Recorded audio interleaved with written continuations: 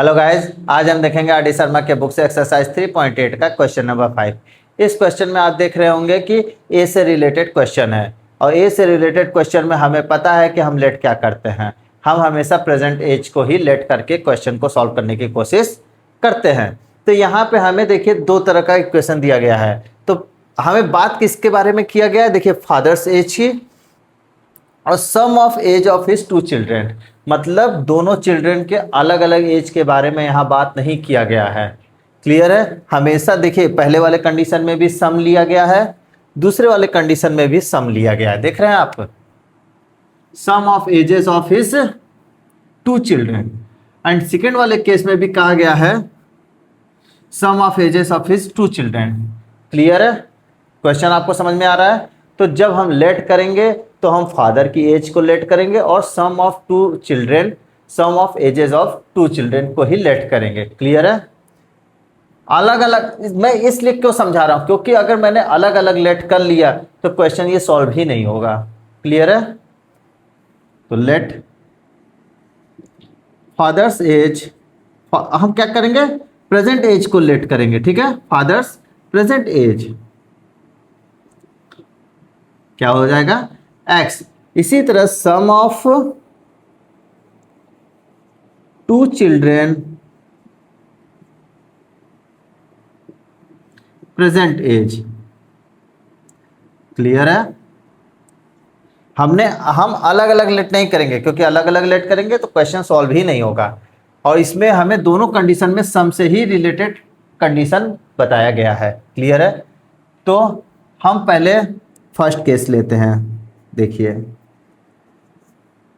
बहुत simple question है, बस इसमें हल्का सा ट्विस्ट है, उसी को हमें पकड़ना है। अगर वो चीज़ नहीं हम पकड़ पाए तो क्वेश्चन हमारा आंसर क्या हो जाएगा, गलत आ जाएगा। क्लियर है। तो फादर की एज क्या है, 3 टाइम्स क्या है, इन दोनों बच्चों के सम, एज का सम का 3 टाइम्स है। मतलब जो एक्स है वो वाई का क्या है, ये 3 टाइम्स है। क्लियर हो रहा है। मतलब अगर फॉर एग्जांपल बात करें, अगर ये 10 है तो ये क्या है, 30 है। क्लियर हो गया। तो हमें बराबर करने के लिए क्या करना पड़ेगा, इसमें 3 से मल्टीप्लाई करना पड़ेगा। तो इसमें हमने 3 से मल्टीप्लाई कर दिया, तो ये क्या हो गया, x की वैल्यू 3y।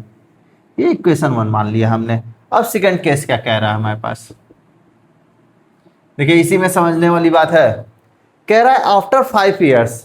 तो अब हमारे पास देखिए पहले हम क्या लिखते हैं, आफ्टर 5 ईयर्स पहले उन दोनों की एज क्या रही होगी, देखते हैं।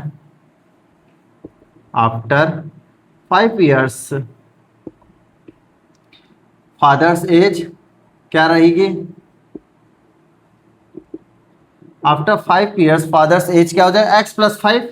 जैसे अगर मान लो फादर की एज मान लो 20 है तो 5 साल बाद क्या हो जाएगी, 20 + 5 25 हो जाएगा। ठीक है। अब ये देखिए यहां पे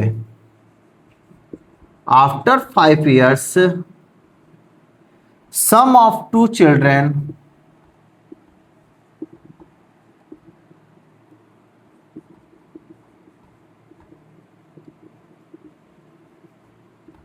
अब देखिए यहां पे अगर आपने y + 5 कर दिया, क्वेश्चन गलत हो जाएगा। आप समझ रहे हैं क्यों, यही एक ट्विस्ट है। ये कह रहा है यहाँ पे देखिए 2 चिल्ड्रेन की बात हो रही है। क्लियर है। फॉर एग्जाम्पल हम समझते हैं, मान लीजिए इनके 2 बच्चे हैं, क्या, ए और बी। ए की एज मान लीजिए 15 ईयर्स है और बी की एज मान लीजिए 20 ईयर्स है। तो तो इन दोनों का सम क्या हो गया, 35। तो हमने क्या किया, इन दोनों का सम 35 मतलब y है। 5 ईयर्स बाद क्या हो जाएगा, 35 + 5 40। मतलब इन दोनों बच्चों के 5 साल बाद आफ्टर 5 ईयर्स इन दोनों बच्चों के एज का सम क्या 40 होगा। चेक करते हैं। 5 साल बाद इसकी एज क्या होगी, 20। 5 साल बाद इसकी एज क्या होगी, ए की 20, बी की 25। देखिए क्या हो गया, 45। लेकिन हमने लेट क्या किया, 40। मतलब अगर ये y है तो y + 5 अगर हमने लेट किया ये, तो क्वेश्चन क्या हो जाएगा, गलत हो जाएगा। क्यों, क्योंकि जब 5 ईयर्स आफ्टर 5 ईयर्स 5 साल इसका बढ़ रहा है तो क्या 5 साल इसका नहीं बढ़ रहा होगा, दोनों ना 5 साल बढ़ेगा।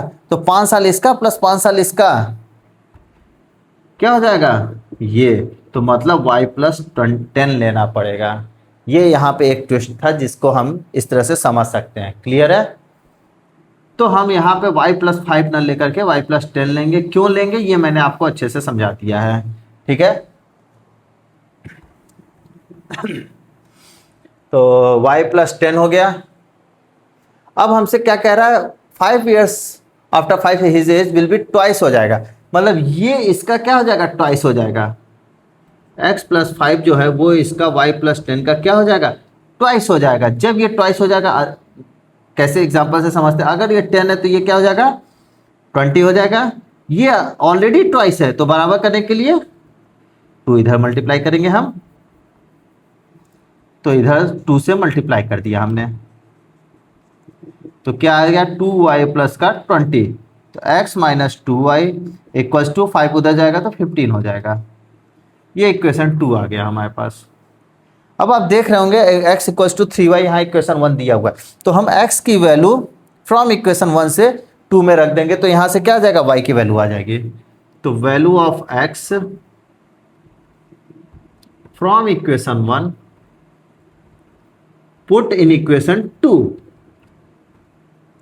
समझ में आया? हमने इक्वेशन 1 से x की वैल्यू लेकर के इक्वेशन 2 में हमने क्या कर दिया, पुट कर दिया।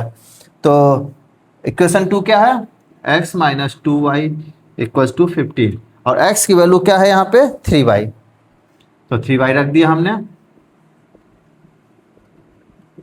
तो यहाँ से y की वैल्यू 15 निकल के आ गई।